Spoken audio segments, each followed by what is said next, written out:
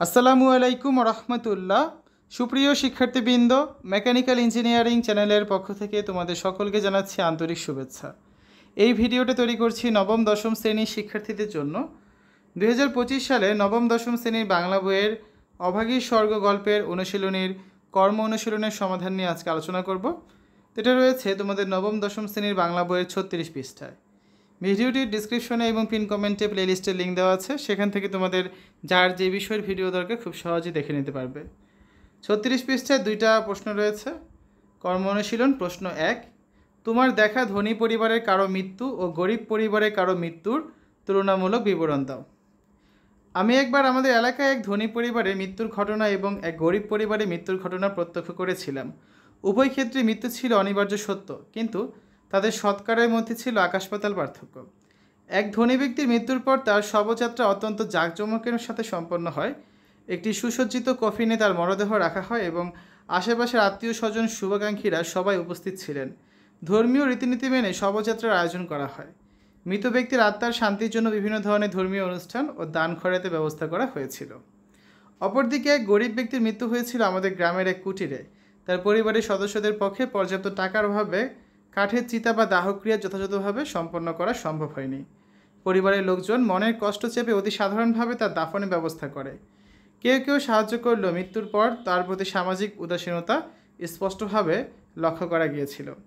এই দুই ঘটনার মধ্যে মূল পার্থক্য হচ্ছে, ধনী ব্যক্তির মৃত্যু ছিল আড়ম্বরপূর্ণ এবং সম্মানজনক, যেখানে গরিব ব্যক্তির মৃত্যুর পর তাকে দাফন বা সৎকার করতে অনেক কষ্ট ও অবহেলার শিকার হতে হয়েছিল। এটিই সমাজের বৈষম্যের একটি বাস্তব প্রতিচিত্র। প্রশ্ন 2, কাঙালি যে মাতৃভক্তি দেখিয়েছে এরকম কোনো ঘটনা লিপিবদ্ধ করো। মাতৃভক্তির এমন একটি ঘটনা আমি শুনেছি যা আজও আমার মনে গভীর দাগ কেটেছে। এক ছোট্ট ছেলে ছিল যার নাম হচ্ছে রাজু, যে খুবই দরিদ্র পরিবারের সন্তান। তার মা ছিলেন অসুস্থ এবং অর্থের অভাবে তার চিকিৎসা করা সম্ভব হচ্ছিল না। রাজু প্রতিদিন সকালে তার স্কুলে যেত আর বিকেলে বাজারে গিয়ে ছোটোখাটো কাজ করত, যেমন দোকানে জিনিসপত্র পৌঁছে দেওয়া কিংবা পথচারীদের ব্যাগ বহন করা। এত কষ্ট করেও সে কোনো অভিযোগ করতো না, কারণ তার একমাত্র লক্ষ্য ছিল মায়ের ওষুধ কেনার টাকা জোগাড় করা।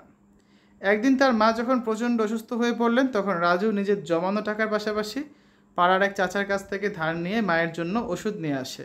তবে দুর্ভাগ্যবশত যথাসময়ে চিকিৎসা না পাওয়ায় তার মা মারা যান।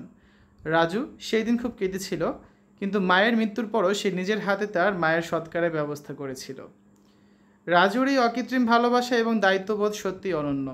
এটি প্রমাণ করে যে প্রকৃত ভালোবাসা কোনো সামাজিক অবস্থানের উপর নির্ভর করে না, বরং ত্যাগ ও আন্তরিকতার মাধ্যমেই তা প্রকাশিত হয়। শিক্ষার্থীরা, এই হচ্ছে আজকে আলোচনা। এতক্ষণ তোমরা দেখেছ নবম দশম শ্রেণীর বাংলা বইয়ের 36 পৃষ্ঠার অভাগীর স্বর্গ গল্পের অনুশীলনীর কর্ম অনুশীলনের প্রশ্নের উত্তরগুলো। আশা করি আজকের এই ভিডিওটি তোমাদের কাছে ভালো লেগেছে। আমাদের চ্যানেলের অন্যান্য ভিডিওগুলো দেখার আমন্ত্রণ জানিয়ে আজ এখানে বিদায় নিচ্ছি। আল্লাহ হাফেজ।